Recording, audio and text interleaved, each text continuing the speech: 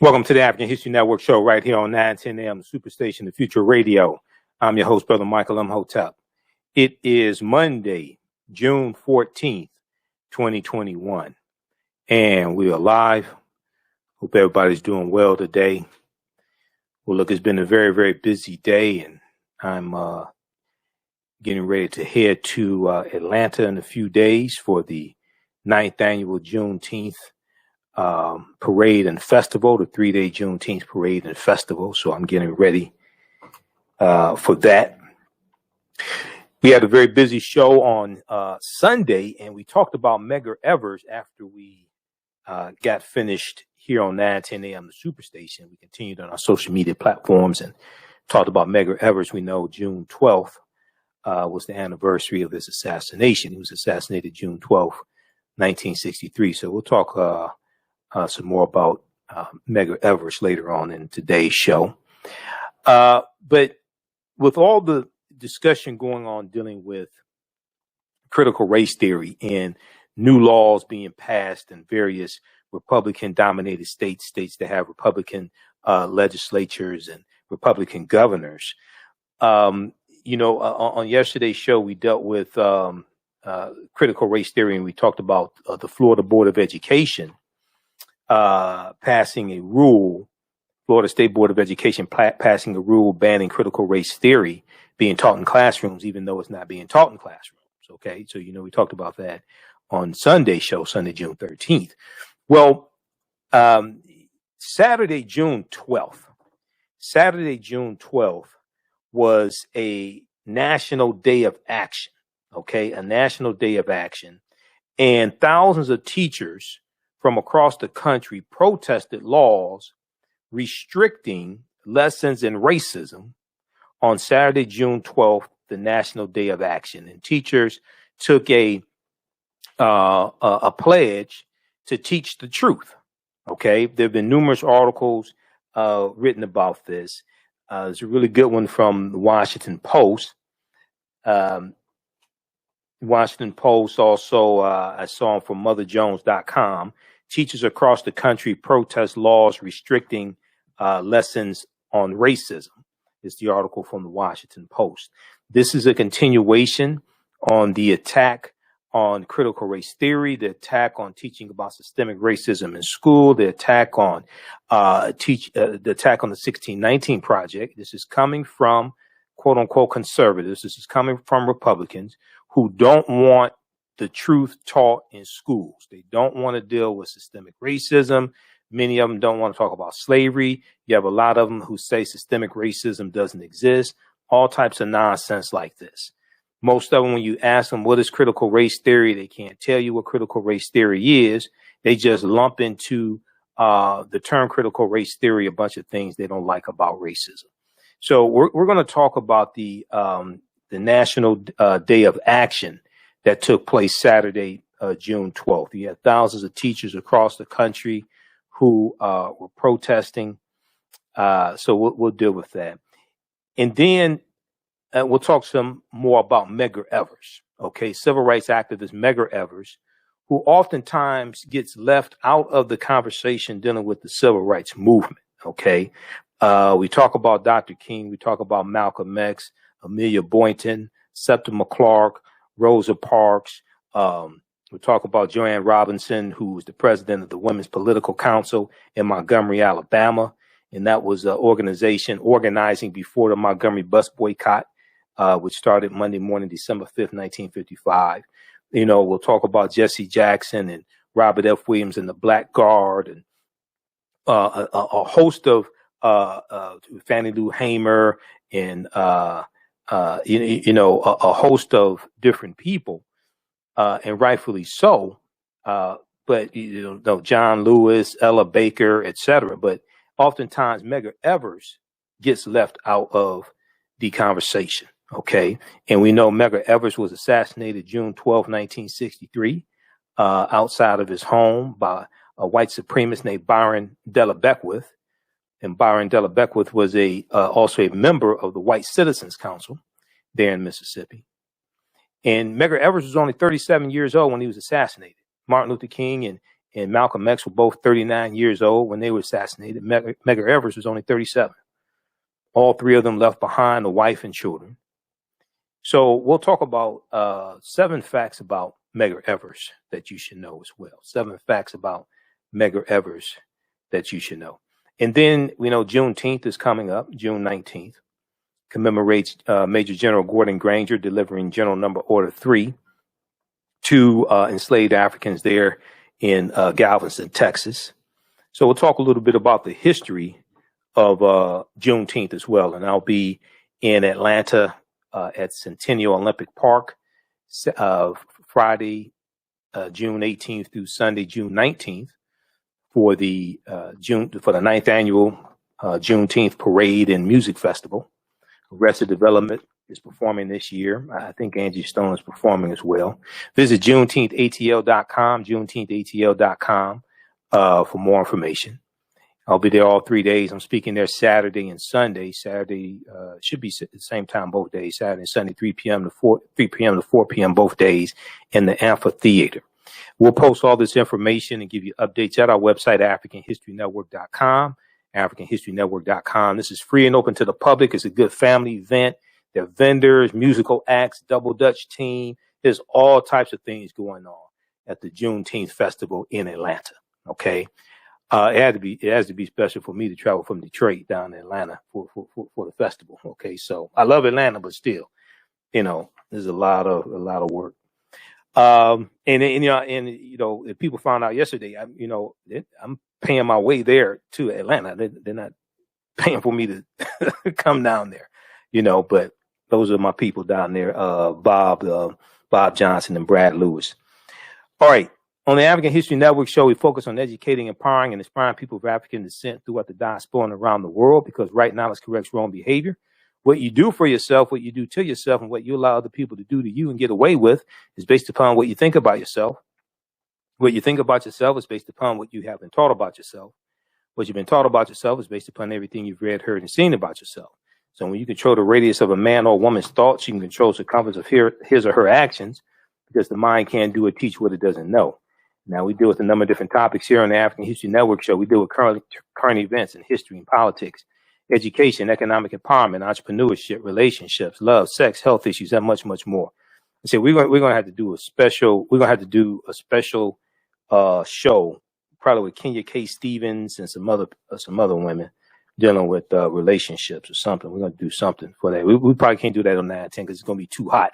It's going to be too hot for 9/10. Okay, we're going to have to do that. I have to let y'all know when that's going to take place. It'll be on Facebook and YouTube. It's going to be too hot for 9:10 a.m. Okay, but it's going to be lit. Trust me. Okay, because if you go watch the last video I did with Kenya K. Stevens of the Juju Mama Love Academy, it was hot. So check that out. Sign up for our email newsletter. Text the word Kemet, Kemet, to 22828. To sign up for our email newsletter, text the word Kemet, Kemet, to 22828. Then also visit our website, AfricanHistoryNetwork.com. And you can support the African History Network, $ the AHN Show through Cash App, $ the AHN Show through Cash App, and through PayPal, paypal.me/the AHN Show. This helps us out tremendously. Helps us keep broadcasting 6 days a week, keep doing the research, stay on the air, pay some of the bills. It'll help me get to and from Atlanta.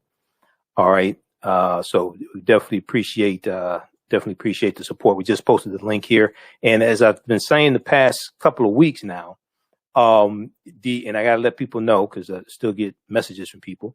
Somebody set up some fake African History Network Cash App accounts. That's not me. Okay.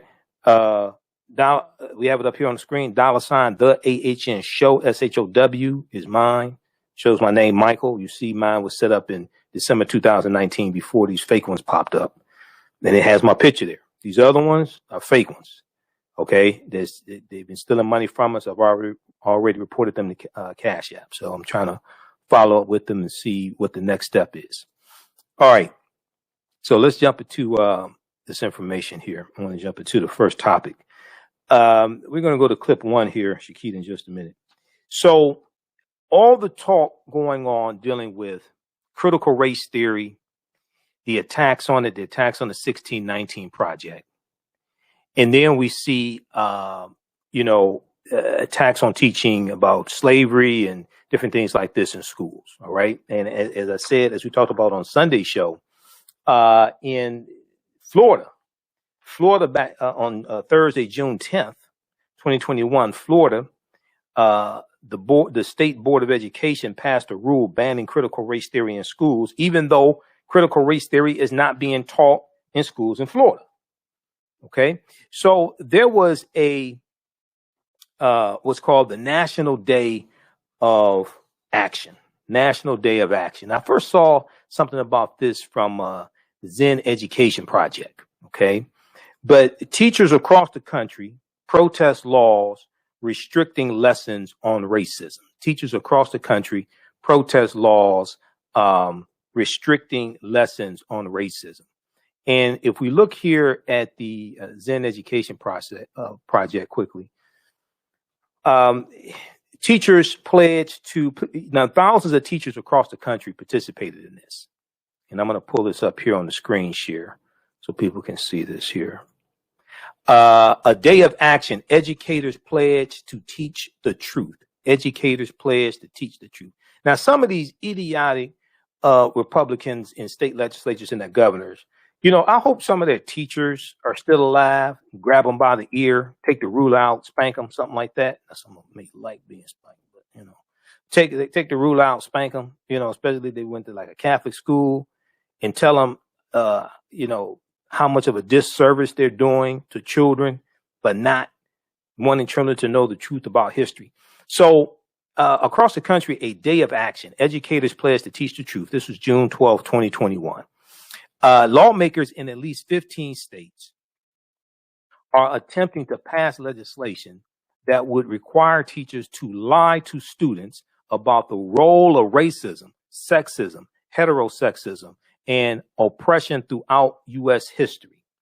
In response, educators across the United States are signing a pledge to teach the truth.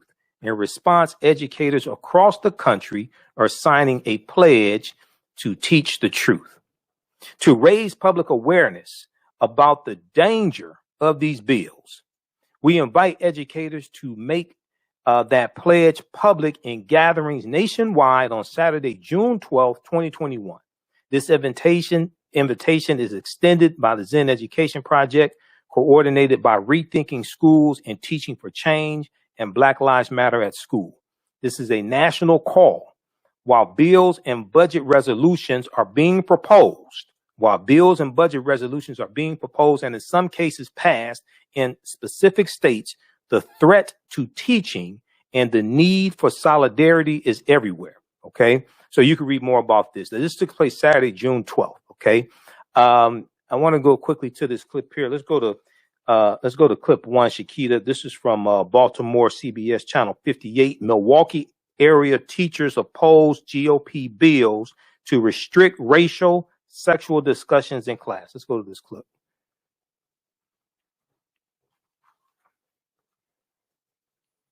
It's in the article. Across the nation and here in Wisconsin, teachers are organizing a national day of action to teach the truth. They want to continue teaching the full history of racism and sexism in schools, but say Republicans are trying to prevent that from happening. CBS 58's Rose Schmidt shows us how Milwaukee teachers are joining the movement.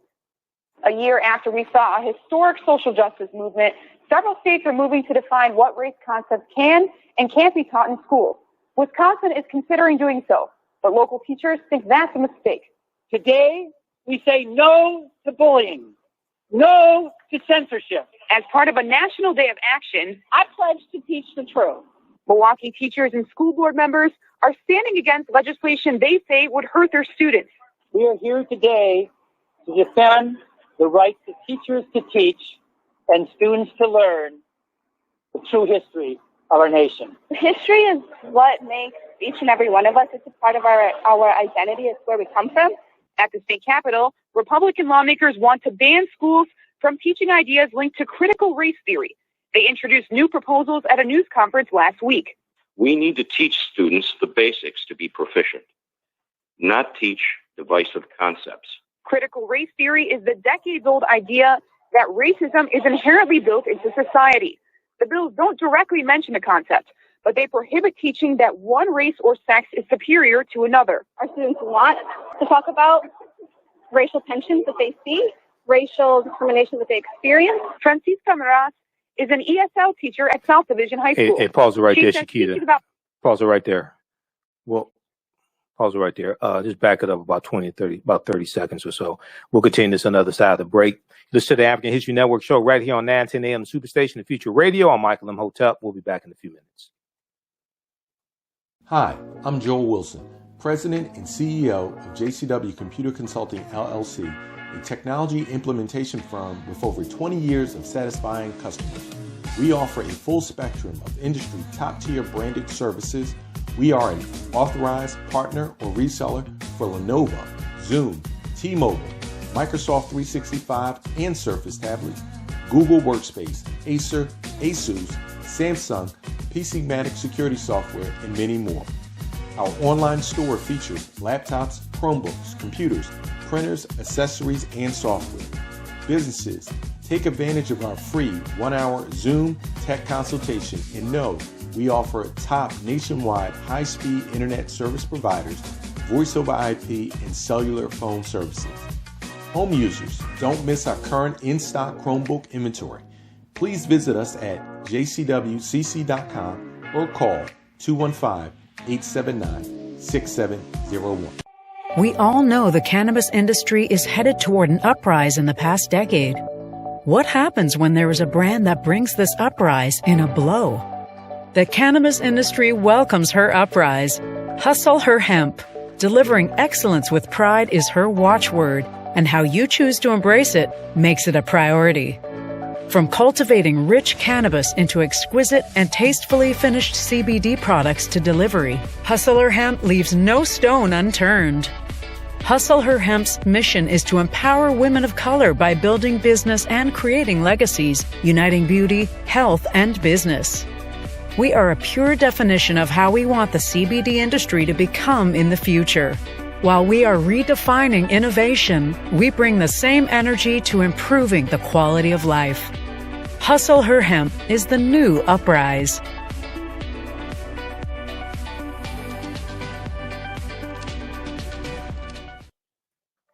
(910), the Superstation, Detroit's only African-American talk radio. Welcome back to the African History Network show right here on 910 AM Superstation, the Future Radio. I'm your host, Brother Michael Imhotep. It is Monday, June 14th, 2021, and we are live. Hope everybody's doing well. Calling number is 313-778-7600 is the call-in number if you have a question or comment. 313-778-7600 is the call-in number if you have a question or comment. So right before the break, we were talking about the National Day of Action that took place across the country on Saturday, June 12, 2021. Thousands of teachers across the country participated in protests against laws restricting lessons on racism, et cetera, that have been passing through various Republican-dominated state legislatures, okay? And they took a pledge to teach the truth. Zen Education Project has information dealing with this. This is where I first saw it, and then I saw an article from MotherJones.com about it as well, and I started doing research on it for this segment of the show. A day of action, okay? This is at zeneducationproject.org. A day of action, educators pledge to teach the truth. Okay? And right before the break, we were sharing a clip here from CBS Channel 58 of Milwaukee, because some Milwaukee teachers participated in this protest as well. Okay, let's go back to this clip, Shakita.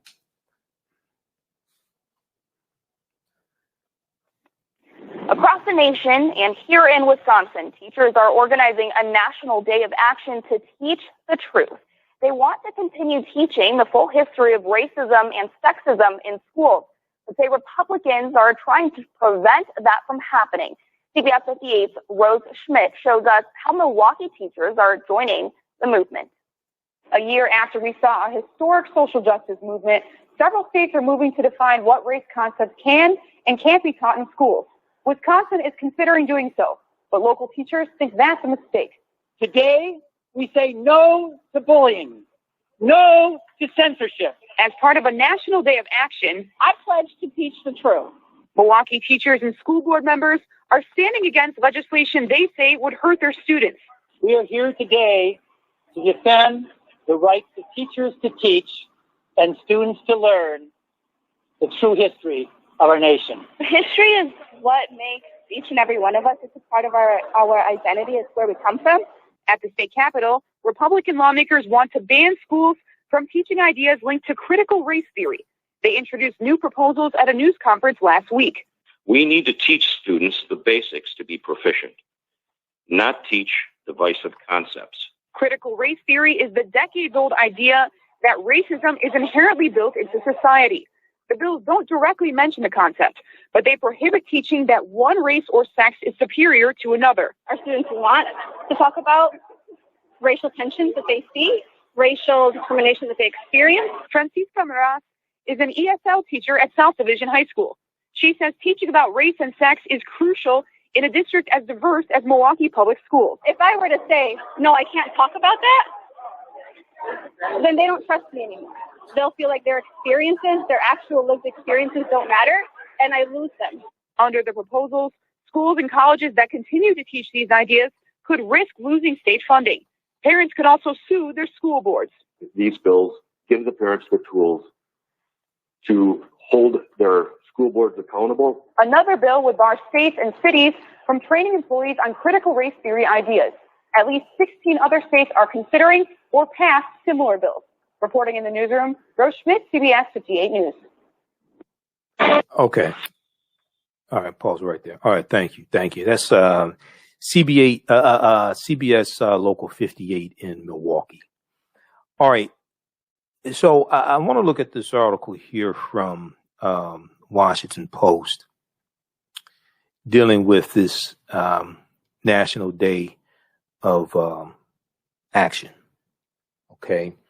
And I talked to people. A lot of people didn't know this was taking place. So I think it's a good idea, but I don't know who handles their marketing. They may want to give me a call or something. They need to do. I didn't see anything really about this on MSNBC or anything like that, really. So I think they need some help in the marketing department. But anyway, teachers across the country protest laws restricting lessons on racism. Okay. This is from June 12, 2021 by Valerie Strauss for the Washington Post.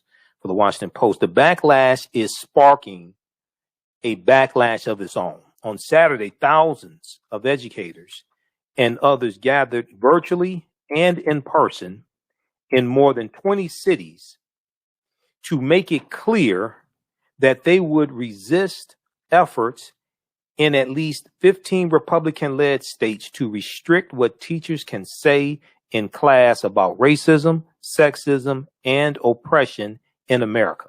Now, organized by local educators across the country in association with several social justice organizations, the National Day of Action is meant to raise public awareness about the legislation and to send a message that they will not lie to students about the country's racist past and present, that they will not lie to students about the country's racist past and present.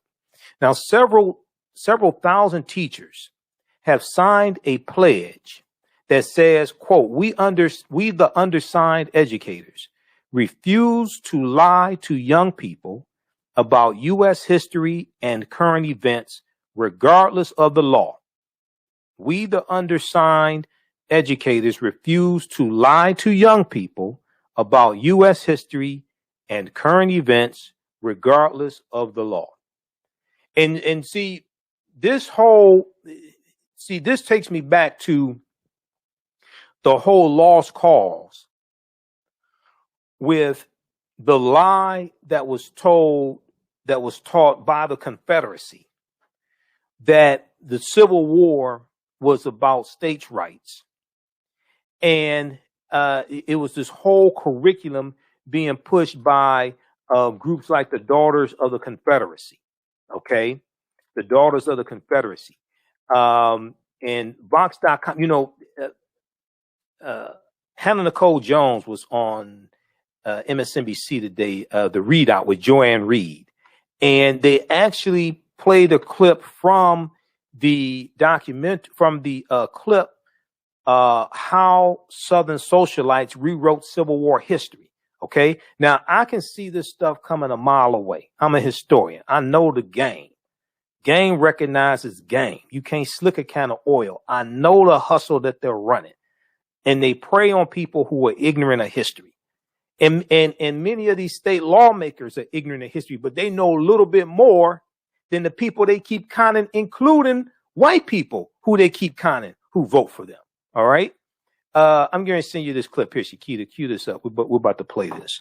Okay. See this. So you have to understand history to understand this game that they're running. So when you look at the whole Civil War, okay, we saw a whole curriculum being pushed by the Daughters of the Confederacy and people who were trying to write revisionist history and say that the Civil War, the Confederacy broke away from the Union because of states' rights. It wasn't because of slavery. No, it's because you wanted to right to own slaves. That's what it was. All we have to do is read your statements of secession. You forgot about that. Your statements of secession show that you talked about how slavery was central to your way of life, like statements of secession from Texas and Mississippi and different things like this. So they're going to have songs, they're going to have curriculums, they're going to have nursery rhymes, all different types of things like this to indoctrinate the children with a lie. Now, ever since the May 2020 slaying of George Floyd by police in Minneapolis, Minnesota, Derek Chauvin, who's in prison right now, wondering what happened to his life, this sparked a national social justice protest movement, and many public schools have attempted to introduce and expand lessons on the systemic racism that has existed since the nation's founding. But you have a lot of Republicans don't want you to talk about systemic racism because people like Lindsey Graham and Governor Ron DeSantis, governor of Florida, they say systemic racism doesn't exist. So when people say systemic racism doesn't exist, the next question you should ask them is, please define for me what systemic racism is. That's the next question you should ask. Please define for me what systemic racism is. Now, this has sparked a backlash among conservatives. Okay. The schools attempting to introduce and expand lessons on systemic racism that has existed since the nation's founding. And see, the reason why is because when you got a good thing going, you don't want people to take it away from you. So because you have a lot of people who benefit from white supremacy and racism and the maldistribution of wealth, power, and resources, they're like, we don't want to give this up. We don't want the magician to show you how the magician does the magic trick. Because we don't want to expose the magician. We want to keep this thing going. So they don't want the truth taught. They don't want the real history taught. They don't want to deal with analyzing how laws and policies have now distributed wealth, power, and resources into the hands of the dominant white society. And they don't want to deal with how laws and policies are used to oppress people. So they want to make you think that, oh, oppression doesn't exist. You just have to try harder. Like the study from Gallup, I think it was Gallup or YouGov, April 4th, 2018, 50th anniversary of the assassination of Dr. King. 40% of white people surveyed said they believe the African Americans could be as equally successful as white people if they just tried harder. Okay. I guess they never heard of the Tulsa Race Massacre in 1921. All right. Or African American farmers lost 92% of their land, 12 million acres of land over the last 100 years, largely because of discrimination and racism coming from the federal government. Now, this has sparked a backlash among conservatives. Republican-led state legislatures are or have already passed legislation whose wording is remarkably similar or identical, reflecting a coordinated effort with such restrictions. Now, talk about coordinated efforts. See, we go back to the video leaked to Mother Jones of Jessica Anderson, who is the executive director of Project Heritage, I think it is, Heritage Project, which is an arm of the Heritage Foundation. And she's talking about the coordinated effort to write these voter restriction bills, and now 380 something bills in 48 state legislatures. Okay. These are voter restriction bills. And she talked about the campaign to pressure governors to sign the bill as soon as it passes the state legislature. And she talked about how they did that with, what's his dumbass name? Brian Kemp. Okay. Brian, I stole an election from a black woman, Kemp. Okay. Who stole the election from, Stacey Abrams. And Brian Kemp, governor of Georgia, signed SB 202, the voter restriction bill in Georgia. He signed the bill within an hour of it passing the state legislature, and he didn't even read the bill. Remember, he signed the bill. He had 6 other white men in the room, the 7 dwarfs. Behind them was a famous painting of the Callaway plantation in Georgia. And outside, an African-American female state legislature, Park Cannon, was being arrested by white state police. And she's knocking on the door trying to get in to do her job, to witness the signing of the bill, because that's part of her duty as a member of the state legislature, to witness the signing of bills. So on Thursday, June 10th, 2021, Florida's State Board of Education, or we could call it the Board of Miseducation, voted to ban the teaching of critical race theory in the state's public schools, even though critical race theory is not being taught in schools. And most of these idiots probably can't even tell you what critical race theory is. Now, critical race theory is a decades-old academic framework that holds that racism is systemic, because racism is systemic by nature. A lot of people are walking around confused. A lot of people walking around with degrees, okay, but don't know what racism is. Racism is a system of advantage and privilege distributed based upon race. Racism comes out of the ideology of European white supremacy.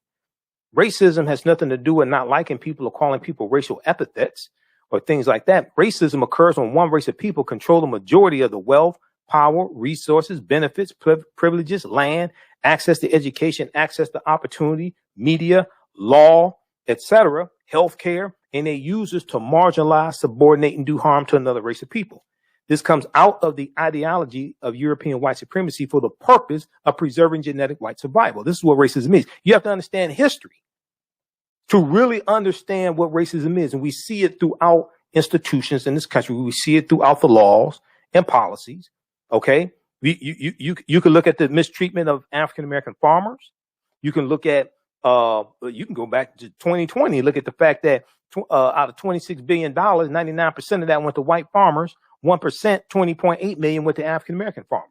We can look at the usage of the U.S. Interstate Highway Acts to run through African-American communities and wipe out African-American communities and wipe out homes. We can look at homes being taken by eminent domain, land being taken by eminent domain. We can look at one of the tools that has been historically used to take African-Americans' land is over assessing the tax liabilities. Okay. So there was I was going through, cleaning up right here. Here it is. Washington Post, June 2nd, 2020. Black families pay significantly higher property taxes than white families. Black families pay significantly higher property taxes than white families. We can look at the fact that African-American homes are undervalued. The study coming from the Brookings Institute, $156 billion less value than comparable white homes. Okay. We can look at overtaxation on homes. We can look at how a lot of our land was stolen by over assessing the tax liability on land. This is systemic. Racism is a system of advantage and privilege distributed based upon race, which comes out of the ideology of European white supremacy. So you got a lot of people walking around with degrees confused about what racism is. You can't fight what you don't understand. Muhammad Ali said, float like a butterfly, sting like a bee. Your hands can't hit what your ass can't see. If you don't know racism when you see it, how can you fight against it? So critical race theory is designed, and one of the architects of this was Kimberly Crenshaw, is designed to analyze this, understand how the laws and policies are being used to oppress non-white people, especially African Americans. This is why Republicans are so against it, because they're the one engineering a lot of these laws and policies. They don't want, it's the magician who doesn't want you to know how he does the trick. Critical race theory is a decades-old academic framework that holds that racism is systemic, embedded in government policies and laws that are evident in any serious examination of American history. Critics say racism is the work of individual bad actors. These are people that don't understand racism. Racism is a group-to-group relationship. Racism is a team sport. Critics say that racism is the work of individual bad actors. And they say teachers are improperly injecting race in the classroom. No, the teachers are telling when they start dealing with systemic racism, they're largely telling the truth. You don't want them to tell the truth because the magician doesn't want to tell you how he does the tricks. Now, teachers say it is impossible not to discuss race in any honest discussion or lesson about American history. Of course, all you have to do is go to the Declaration of Independence and see the hypocrisy there. We talked about this on yesterday's show. Okay. Declaration of Independence. We hold these truths to be self-evident. Let me turn back over to it here. We hold these truths to be self-evident, and they talk about life, liberty, and we hold these truths to be self-evident that all men are created equal, that they are endowed by their creator with certain unalienable rights, that among them are life, liberty, and the pursuit of happiness. Well, the framers, the signers of the Declaration of Independence, many of them were depriving African people of life, liberty, and pursuit of happiness, and thought that African people were inferior. Many of them were contradicting this, like Thomas Jefferson. Many of them were contradicting this, and then signers of the U.S. Constitution. All of them were not slave owners, but many of them were. And then the U.S. Constitution sanctioned slavery. So teachers say it is impossible not to discuss race in any honest discussion or lesson about American history.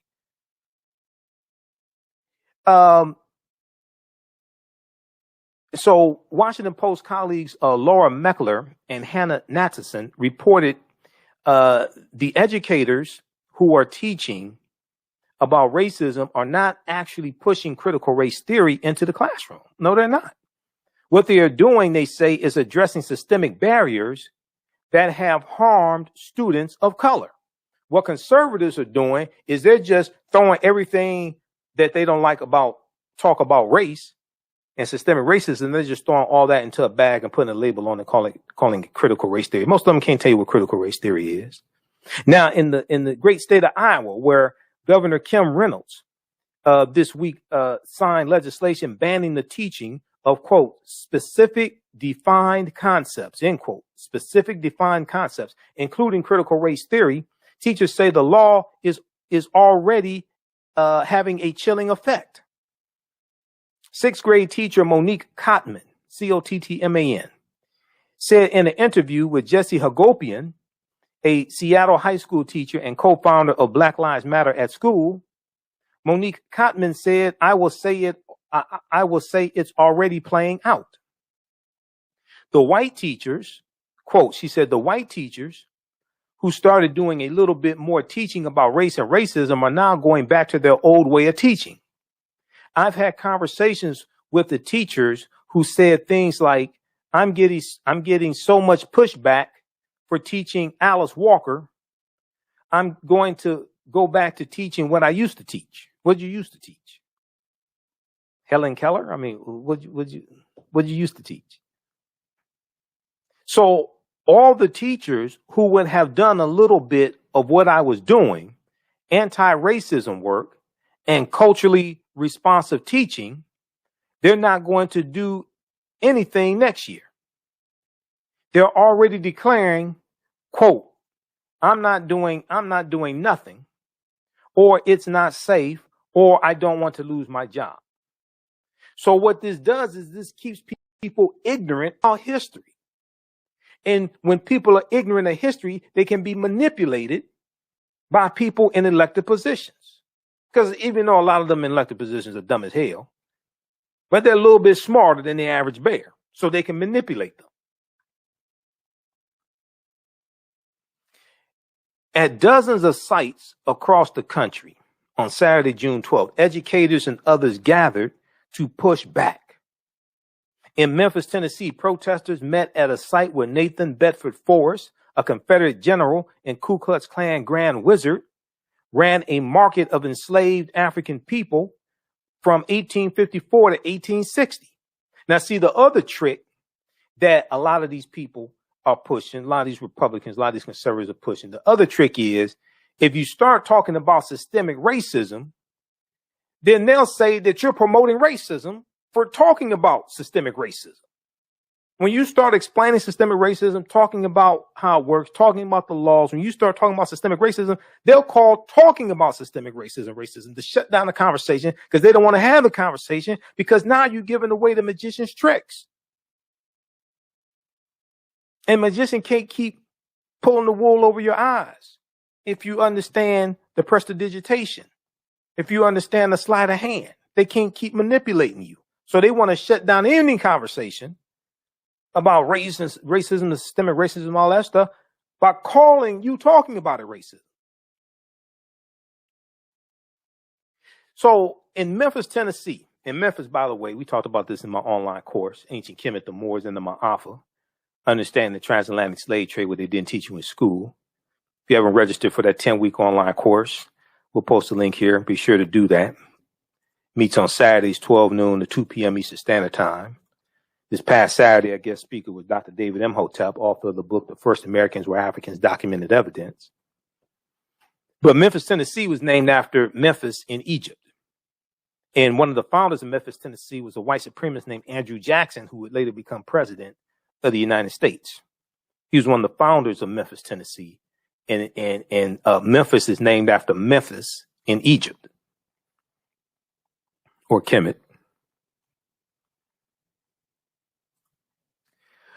So in Memphis, Tennessee, protesters met at the site where Nathan Bedford Forrest, a Confederate general and Ku Klux Klan Grand Wizard, ran a market of enslaved African people from 1854 to 1860. Then they walked to the marker for the 1866 Memphis Massacre at Army Park and the National Museum of Civil Rights. The event was organized by educators who teach on the downtown lot where Nathan Bedford Forrest enslaved African people, where his enslaved African people market was located. This is where these educators teach. This event was organized by educators who teach on the downtown lot where Nathan Bedford Forrest, a Grand Wizard of the Ku Klux Klan, where his market was, where he sold enslaved African people. Now, the organizers of Saturday's Memphis event issued a call for action with the following explanation about why the state's new law passed last month in May 2021 by the state legislature is so problematic. They said on 24th, Tennessee approved a law that intimidates teachers into lying to students about the role racism, sexism, oppression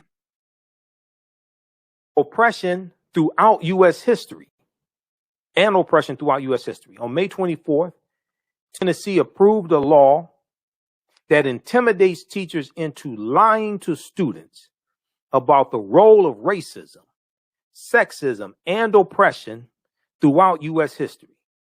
As a part of a national day of action against similar laws being proposed in states nationwide, we'll walk downtown Memphis to highlight historical markers that describe events in Memphis history that teachers would be forced to lie or omit facts about to ensure compliance with the new law. Will walk downtown Memphis to highlight historical markers that describe events in Memphis history that teachers would be forced to lie or omit facts about to ensure compliance with the new law.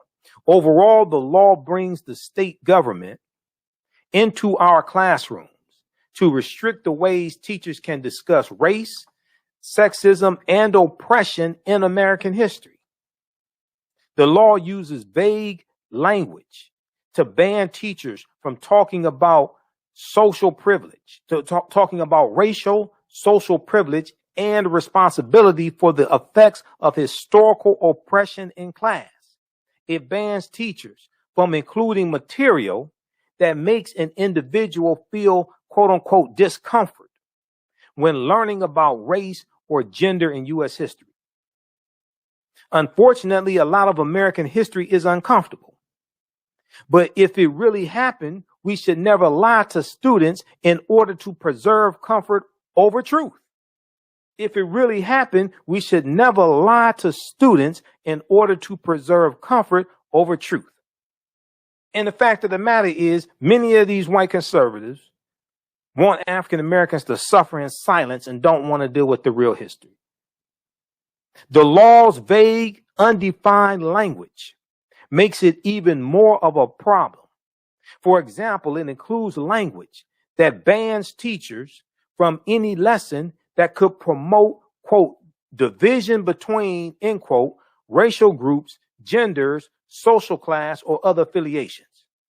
Imagine having to teach about the massacres, like the Tulsa Race Massacre of 1921, or the Vicksburg Massacre, 1873, or Colfax Massacre, Vicksburg, I think it was 1876, Wilmington Massacre, 1898, okay, East St. Louis, 1908, Chicago Race Riot, 1919, Detroit Race Riot, 1943.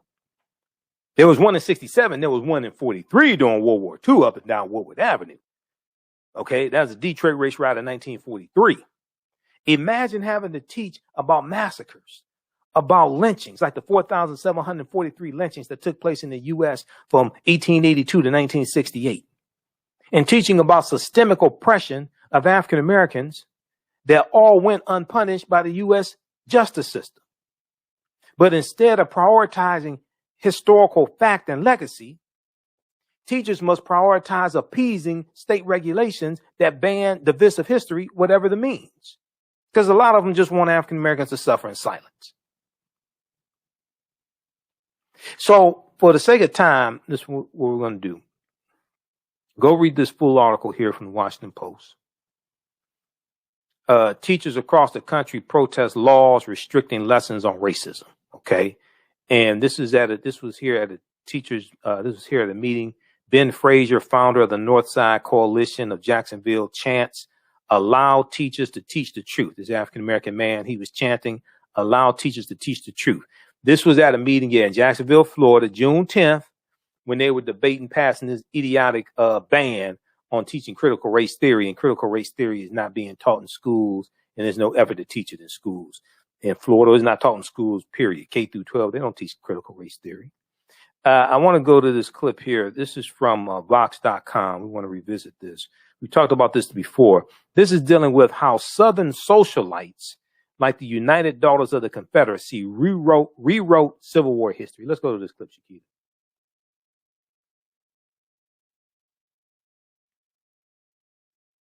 Well, we'll go to a couple minutes of it, a minute or so. The master often had a barbecue or a picnic for his slaves. Then they had a great frolic. Even while working in the cotton fields, they sang songs. The beat of the music and the richness of their voices made work seem light. Yikes. That's from History of Georgia, a textbook published in 1954 that was taught across junior high schools in Georgia for decades. That sort of language is part of an intellectual movement called the Lost Cause, a distorted version of American Civil War history that's been prevalent in the South for a long time. It took shape soon after the defeat of the Confederate States in the war, when Southern historians like Edward Pollard and former Confederate General Jubal Early started preserving the South's perspective through their writings. They framed the Confederate cause as a heroic defense of the Southern way of life against the overwhelming forces in the North. That narrative has a few basic tenets. The glorification of Confederate soldiers who died for a cause they believed in, the belief that slavery was a benevolent institution, and maybe most importantly, that slavery was not the root cause of the war. The Lost Cause is one of the most notoriously effective efforts to rewrite history, and it was done by the losing side. So how did it become so deeply rooted in Southern memory? Blame the United Daughters of the Confederacy. The UDC was founded in Nashville in 1894 to preserve Confederate culture for generations to come. The women who made up the group descended from elite antebellum families, and they used their social and political clout to spread the pro-Southern version of the war as real history. You've probably seen their efforts to honor the Confederacy, but maybe you didn't know it was the UDC. They're the ones who covered the Southern landscape with memorials for Confederate leaders and soldiers. They used their fundraising and lobbying skills to pressure local governments into erecting monuments in prominent public spaces like courthouses and state capitals. Installed here next to the state All right, capitol. pause it right there, Shakita. Pause it right there for me, please. All right, those watching on Facebook and YouTube, our Facebook fan page, the African History Network, our YouTube channel, Michael Imhotep, keep watching. We're going to keep broadcasting for a few more minutes.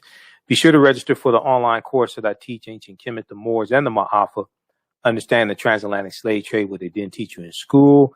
Visit our website, AfricanHistoryNetwork.com. Scroll down the page. You'll see the information for the online course. It's a 10-week online course that I teach, 12 noon to 2 p.m. Eastern Standard Time. This past Saturday, our guest speaker was Dr. David Imhotep, author of the book, The First Americans Were Africans, Documented Evidence.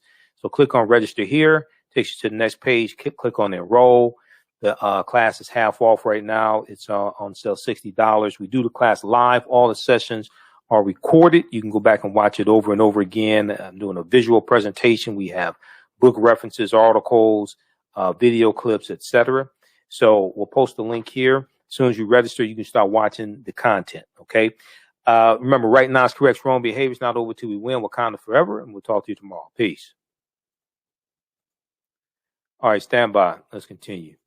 How's everybody doing? I'm going to continue with this clip here, and then we're going to talk a little bit about Medgar Evers, and then a little bit about Juneteenth. And I have to get out of here because I have a lot of work to do before I leave for Atlanta. You can support the African History Network, $ the AHN Show through Cash App, $ the AHN Show through Cash App, also through PayPal, paypal.me/the AHN Show, paypal.me/the AHN Show, or at our website, AfricanHistoryNetwork.com. Okay. And our Cash App tag is $ the AHN Show, SHOW, and it shows my name there, Michael, and it shows my picture there also. All right. And this helps us keep broadcasting, keep doing the research, etc. This will help me get to and from Atlanta as well. All right. I want to continue with this here. So I was showing a couple of articles. One of them is, we've talked about this article before. This is from July 2nd, 2020. This deals with, once again, systemic racism.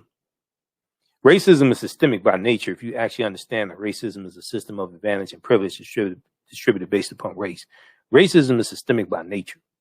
Okay. A lot of people just don't understand enough about history and laws and policies to understand racism. Black families pay significantly higher property taxes than white families, new analysis shows.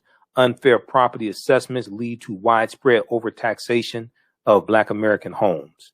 This is from July 2nd, 2020, Washington Post. Okay, so read this article. And then we were talking about this one here from this other one from the Washington Post about teachers across the country protests.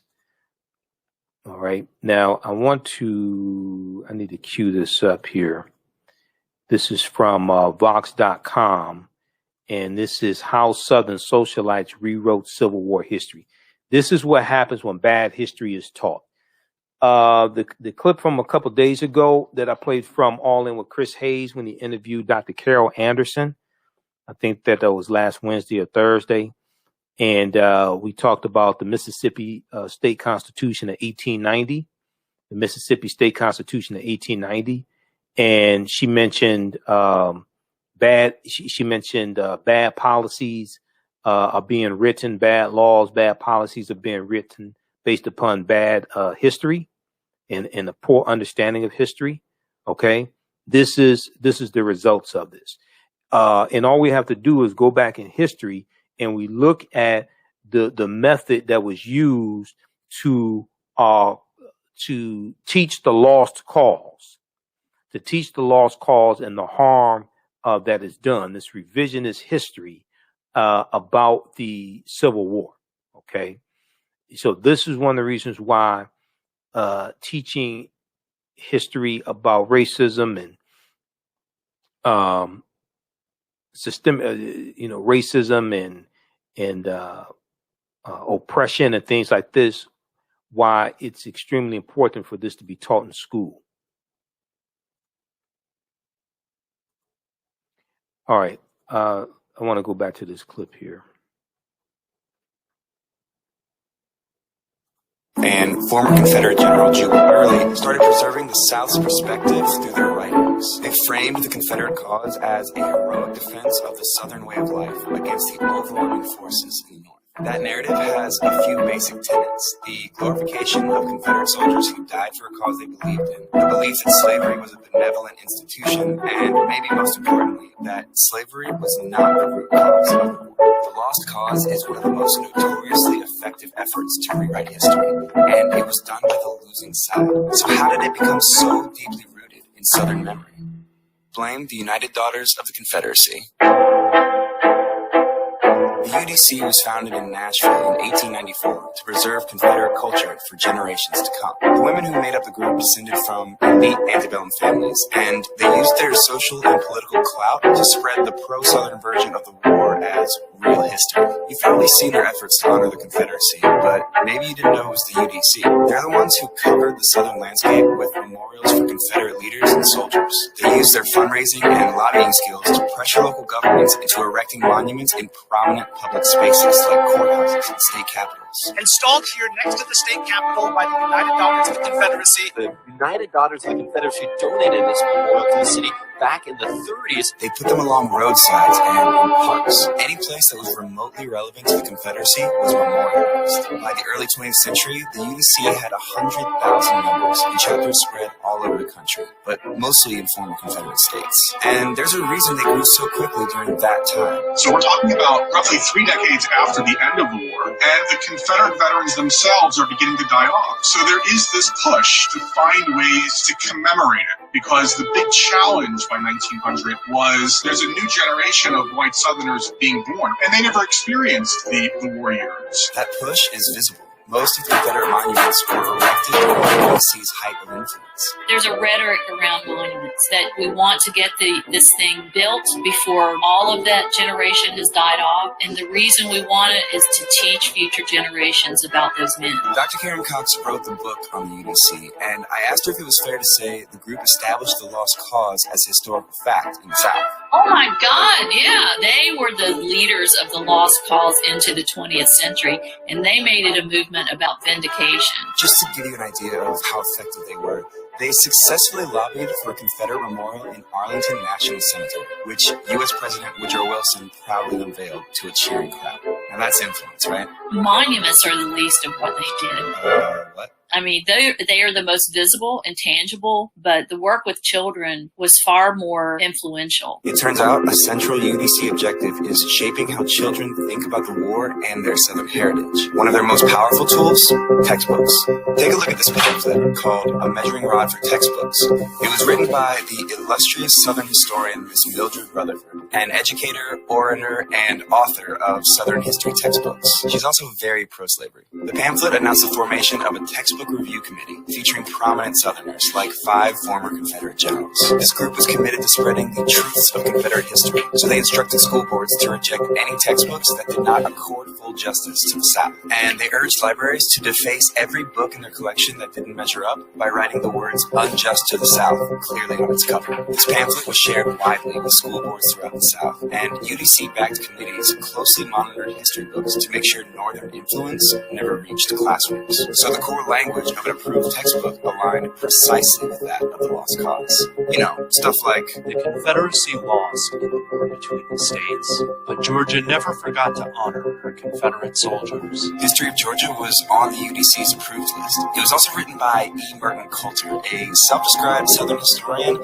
and historian-described white supremacist. They understand that how you educate, who wins the writing game, who wins the battle over history, ultimately wins the war. That's the big fight for the UDC. But their work with children went further than the classrooms. The UDC formed an auxiliary group called the Children of the Confederacy, which was designed to get kids born in former Confederate states to actively participate in their version of history. Group leaders had kids recite call and response truths from something called the Confederate Catechism. Children up to the age of 18 would compete and be rewarded for memorizing long passages of Lost Cause rhetoric. So it would be like an after-school thing, you know, like that was your club. You would go after school to the meeting of the Children of the Confederacy, and your leader might teach you songs of the South, like Dixie or other songs that were considered Southern patriotic songs. They would have them write essays, go visit the veterans, and learn this catechism. Children were also the centerpiece of their community's monument unveilings, like this living flag at the dedication of the Stonewall Jackson Monument in Richmond. Yes, those are school children. UDC's effort to shape the identities of children who grew up with the Lost Cause. They made history personal,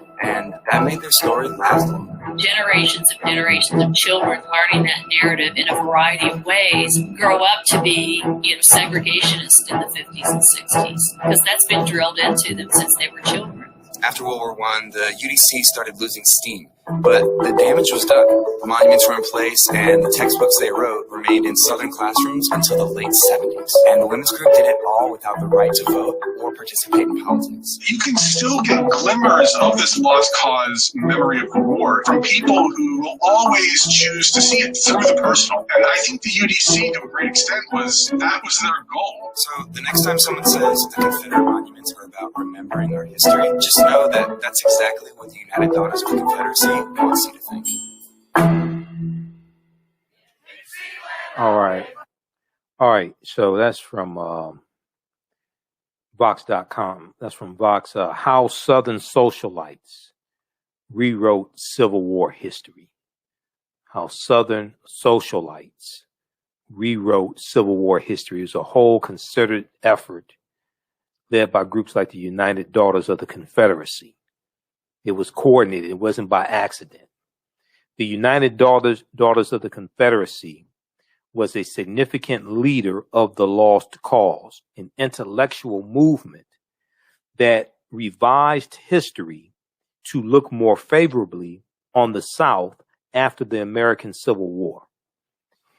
They were women from elite antebellum families that used their social and political clout to fundraise and pressure local governments to erect monuments that memorialized Confederate heroes, also known as traitors. They violated Article 3, Section 3 of the U.S. Constitution. These were traitors who took up arms against the Union. They also formed textbook review committees that monitored what Southern school children learned about the war.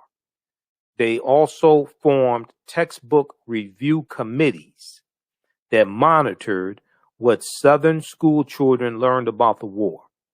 Their influential work with children created a lasting memory of the Confederate cause, and those generations grew up to be the segregationists of the Jim Crow era in the South. This is programming. But see, so if you understand history, you can see how they're lying, and you can see this coming. Okay, and you know, we have to understand history to, one, understand how we got to this point, and two, to understand the methodology that was used in the past to run this game on us.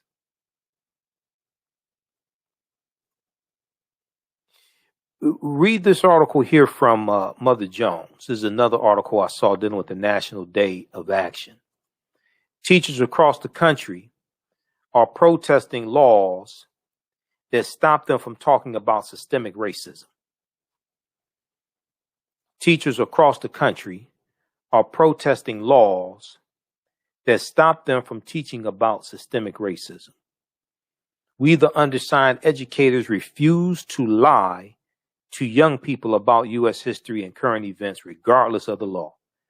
This is from, I think this is June 13th, 2021. Now, speaking of textbooks, this reminds me of a story that we just talked about a couple of weeks ago, dealing with Texas.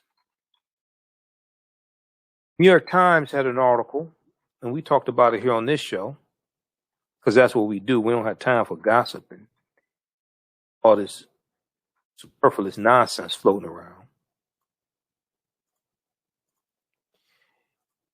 Texas pushes to obscure the state's history of slavery and racism.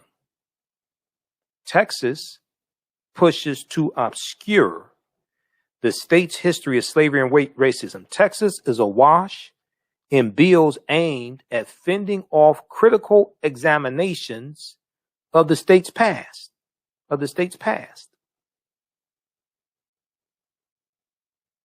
One state bill seeks to block the Alamo complex in San Antonio from explaining that major figures in the Texas Revolution were slave traders. And Texas is admitted into the Union in 1845 as a slaveholding state. Okay? So check out this article here. And one of the things it talks about is the proposal in Texas. It says a flurry of proposed measures that could soon become law would promote even greater loyalty to Texas in the state's classrooms and public spaces as Republican lawmakers try to reframe Texas history lessons and play down references to slavery and anti-Mexican discrimination that are part of the state's founding. Well, Texas was Mexican territory. Texas belonged to Mexico. Texas wins its independence from Mexico in 1836 and becomes a state in the Union, becomes part of the United States in 1845, and is brought into the Union as a slaveholding state. There are proposals in Texas, a state that influences school curriculums around the country through its huge textbook market, amount to some of the most aggressive efforts to control the teaching of American history. And they come as nearly a dozen other Republican-led states seek to ban or limit how the role of slavery and pervasive effects of racism can be taught.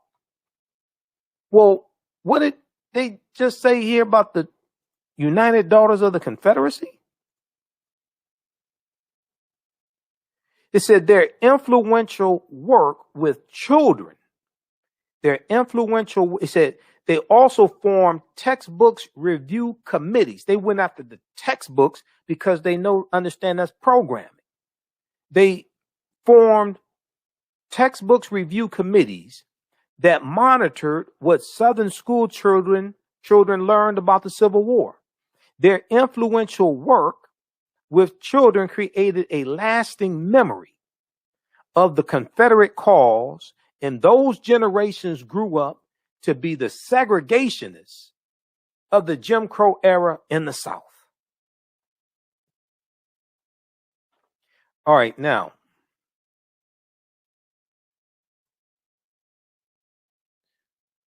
let's see here. Okay, so read that one from New York Times. We talked about that a couple of weeks ago. Texas pushes to obscure the state's history of slavery and racism.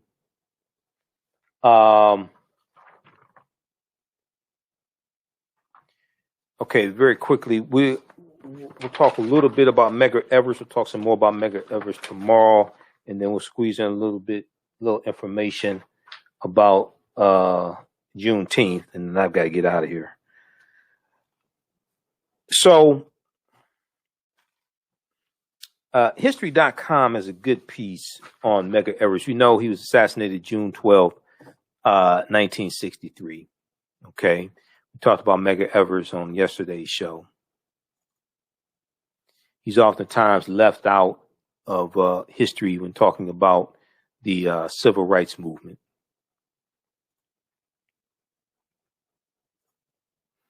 He was only 37 years old when he was assassinated.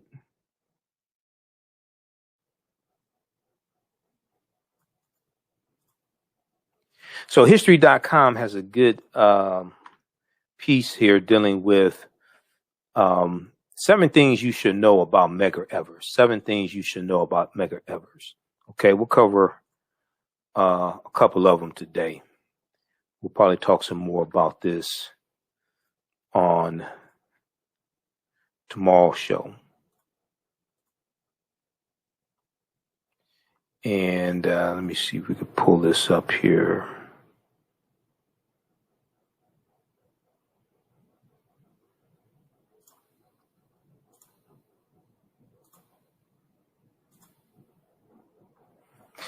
All right. 7 things you should know about Medgar Evers. So Medgar Evers was a World War II veteran, as we talked about on yesterday's show. He served in, he fought in World War II. He was there in Normandy for D-Day, okay, June 6, 1944. There were 2,000 African-American soldiers approximately that landed in France on D-Day. Medgar Evers was one of them. He was born in Decatur, Mississippi on July 2nd, 1925, okay? Born in Decatur, Mississippi.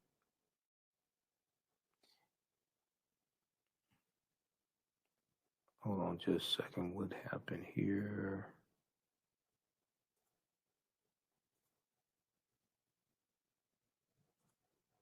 All right.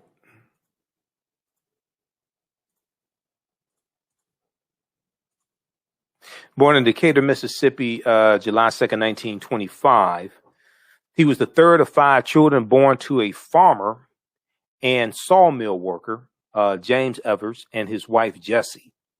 Now, Medgar Evers left high school at the age of 17 to enlist in the still segregated U.S. Army, eventually rising to the rank of sergeant.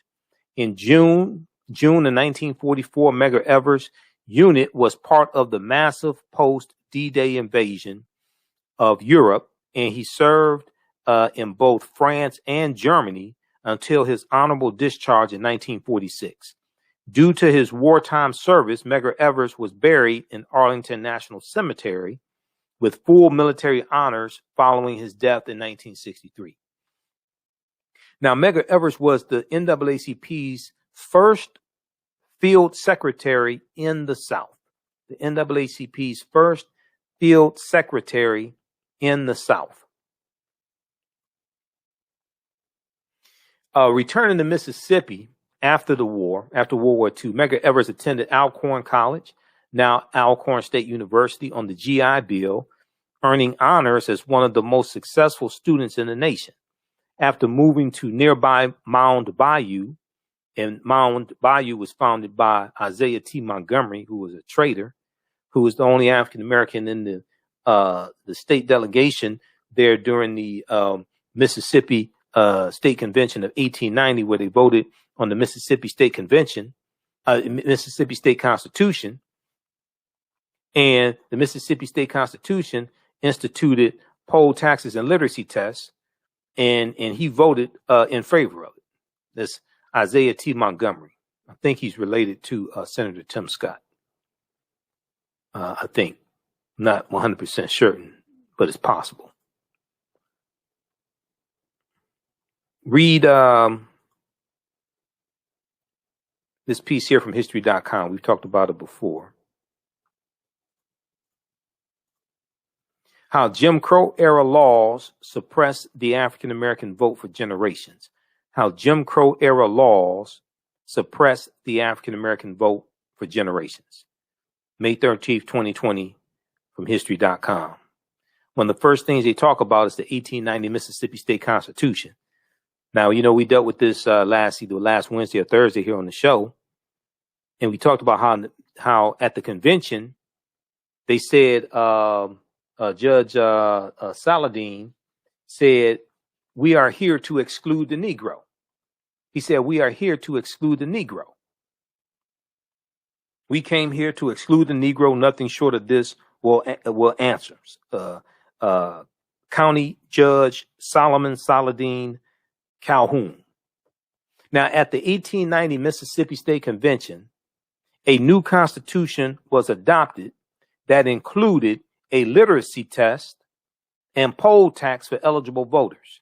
Under the new literacy requirement, a potential voter had to be able to read any section of the Mississippi State Constitution or understand any section when read to him, or give a reasonable interpretation of any section.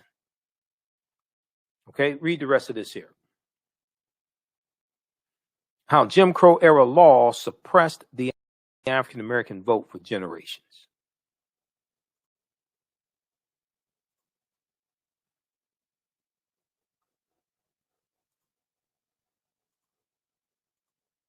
All right, let's continue.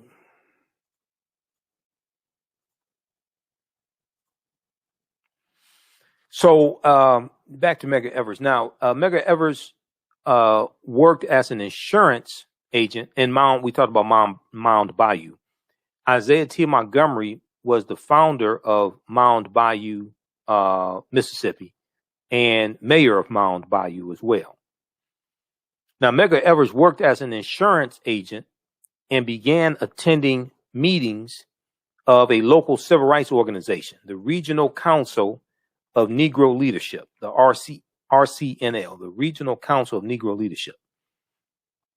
In 1954, the same year as the landmark Supreme Court decision, Brown versus Board of Education, struck down racial segregation in public schools, Medgar Evers became one of the first African Americans to apply for admission to the University of Mississippi Law School, University of Mississippi Law School.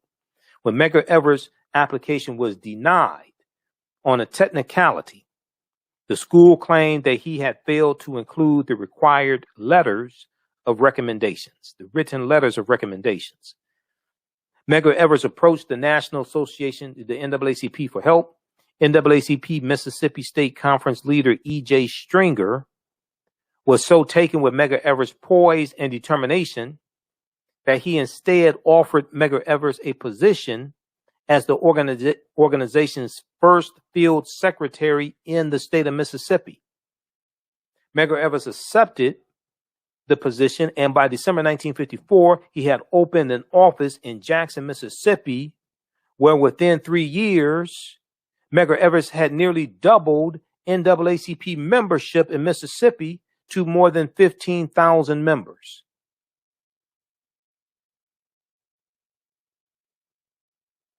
One of Medgar Evers' first assignments was investigating the murder of Emmett Till. In August of 1955, August 28, 1955, exactly.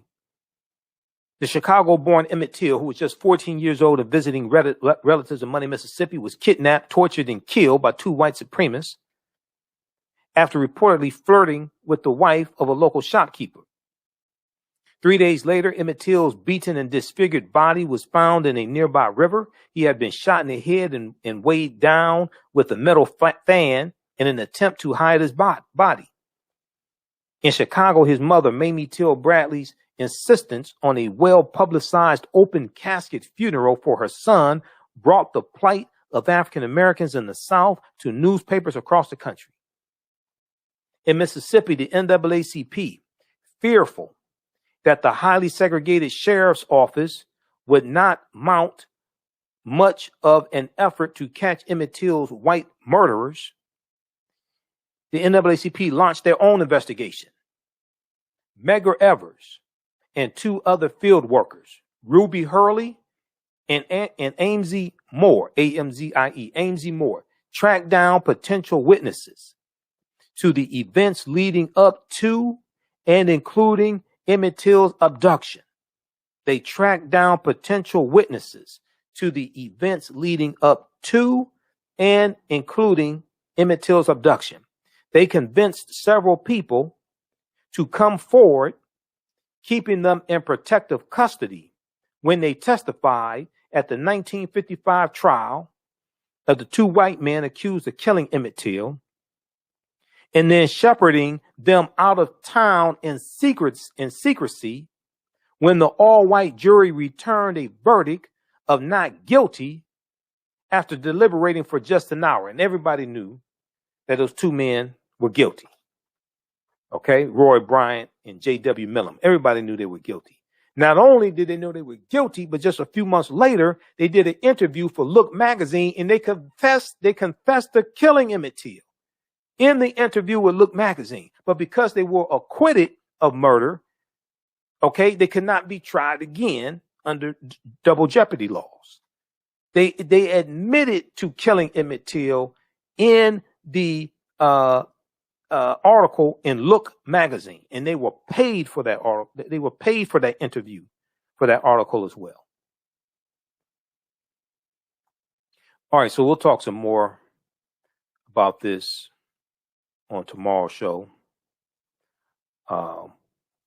Probably, hopefully. 7 things you should know about Medgar Evers. Okay, this is from history.com. All right, lastly, we'll talk a little bit about Juneteenth here, and we'll talk some more tomorrow. So I'm working on my Juneteenth presentation, and I'll be recording that. So I'll be doing a new Juneteenth 2021 presentation. Look out for that. We'll have it on digital download and DVD, so I'll announce it when it's ready. You can order it from our website, AfricanHistoryNetwork.com. All right, so a lot of people have learned more about Juneteenth the past 2 or 3 years. Okay. So on June 19th, 1865, 2 months after the surrender of Confederate General Robert E. Lee at the Appomattox Courthouse in Virginia,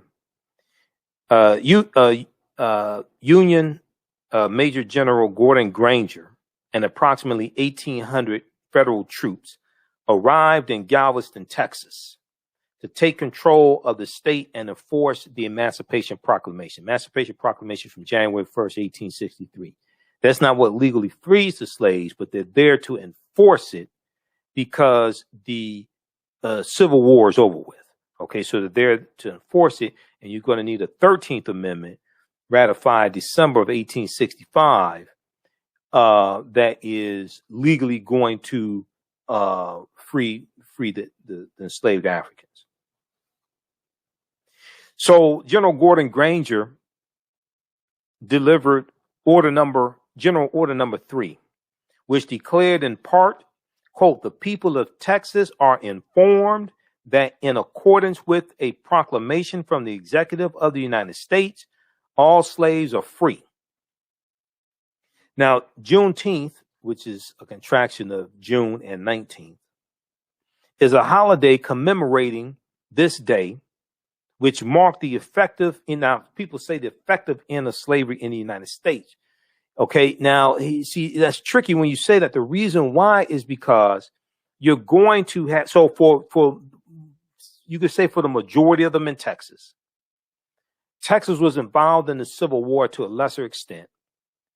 And these are, they're going throughout Texas delivering General Order Number 3 to different groups of enslaved Africans. On June 19th, they delivered it to these Africans in Galveston, Texas. Now, you're going to have some slave owners that keep this message from their slaves until the following season. It's not exactly, we don't know 100% why. One theory is they did this to get another season of work and working in the fields out of them. Okay. But the other thing is you're going to have Native American nations that own slaves, the Choctaw, Chickasaw, Creek, Cherokee, and Seminole Indians. And after the Civil War ends, they don't let their slaves go right away. This is why you needed. This is part of the reason why you needed the Black Freedmen and Indian Treaties of 1866, because it stipulated that they had to turn their slaves loose, because some of those nations were saying we're sovereign states. We don't have to abide by those laws. So some of them held their slaves until like 1866, 1867.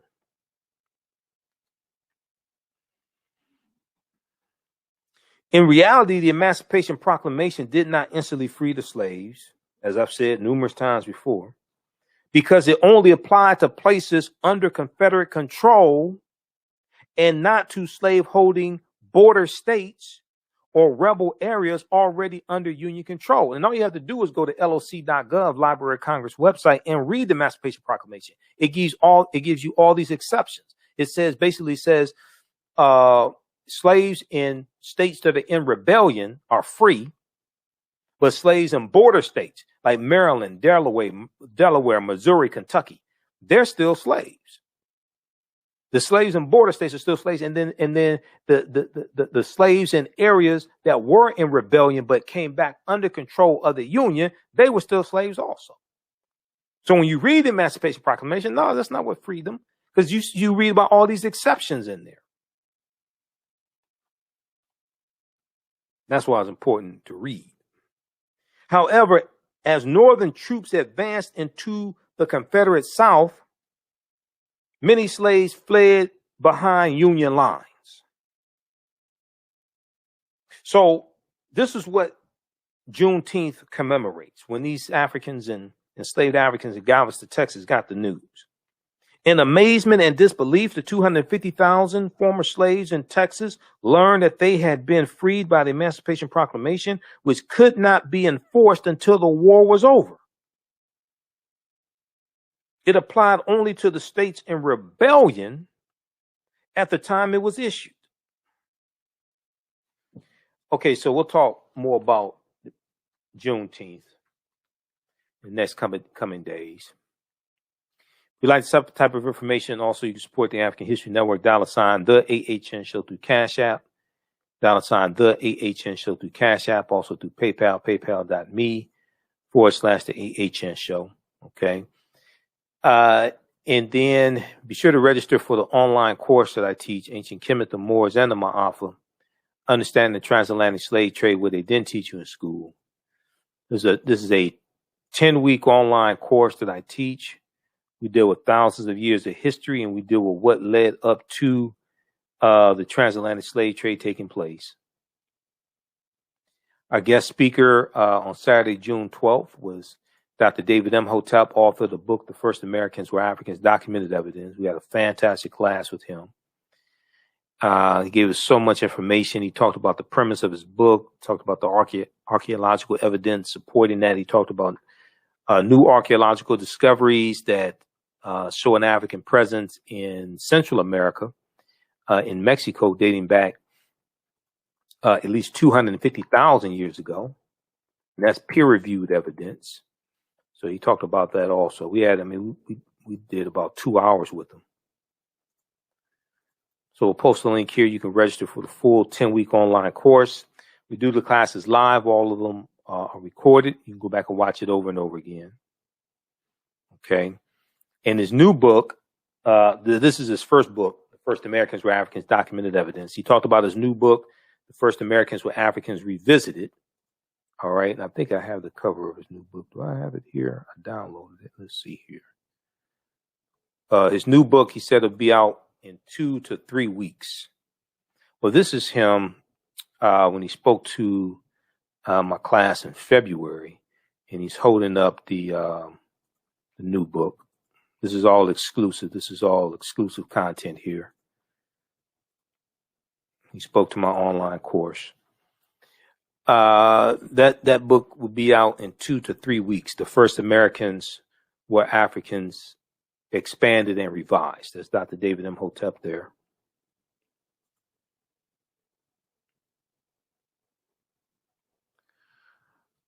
So look out for that as well. We're going to bring them back on for an interview when that book comes out. It'll be available on Amazon.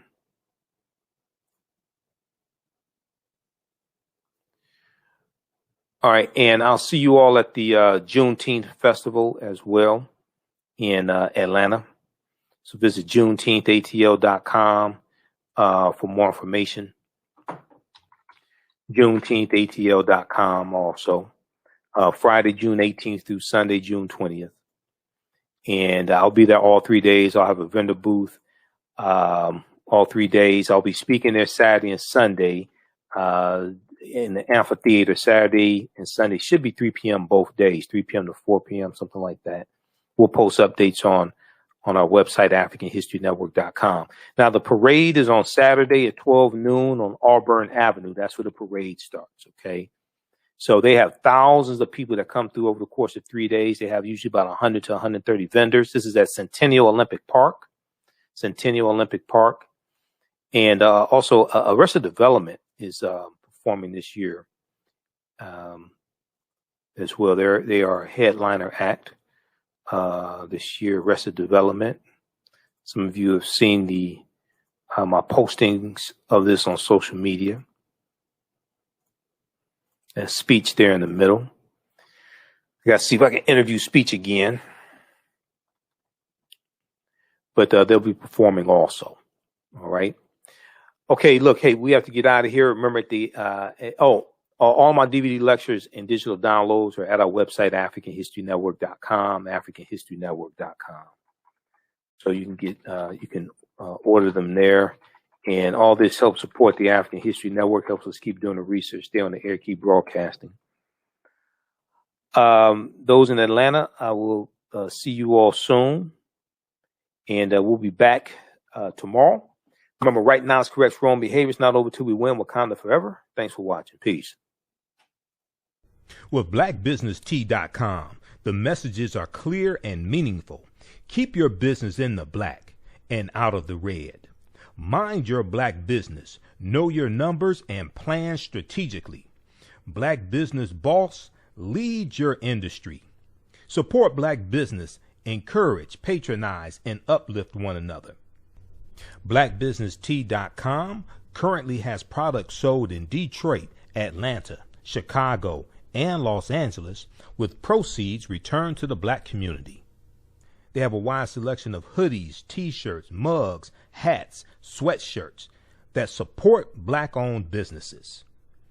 Visit the website blackbusinesstee.com. That's blackbusinesstee.com. For 25 years, the Black History 101 Mobile Museum has carried on the rich legacy of the Black Museum movement in America by showcasing original artifacts of the Black experience at colleges, universities, K-12 schools, corporations, libraries, conferences, and cultural events, making it the most traversed Black History mobile exhibit in American history. Dr. Khalid El-Hakim is the founder of the Black History 101 Mobile Museum, and he is a highly sought-after public speaker on topics of Black history, social studies, education, museum studies, hip-hop, and race relations.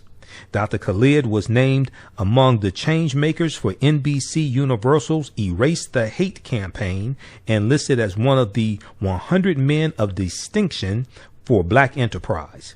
He recently founded the Michigan Hip Hop Archive on the campus of Western Michigan University.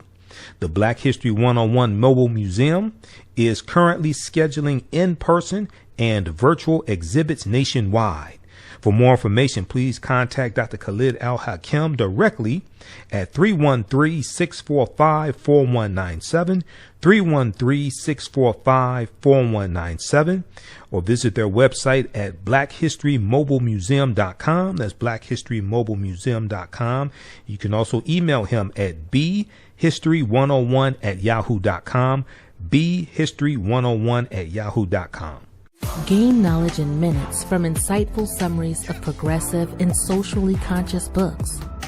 Blacklisted gives you access to curated content that'll satisfy your curiosity to learn and understand different perspectives. Empower yourself through inspirational and actionable ideas. It's easy to read or listen to on the go. Blacklisted. Empower yourself. Start your free trial today. Digital Dandelion's Technical Solutions works with businesses like yours to create an operations manual for your business, which is something many businesses don't have. According to AARP, more than 30% of small business owners are over 50 years old. Many business owners want to retire by selling their businesses or by passing their businesses on to their children. However, according to Forbes Investment Advisors, many retiring owners' attempts to sell their businesses for retirement fail.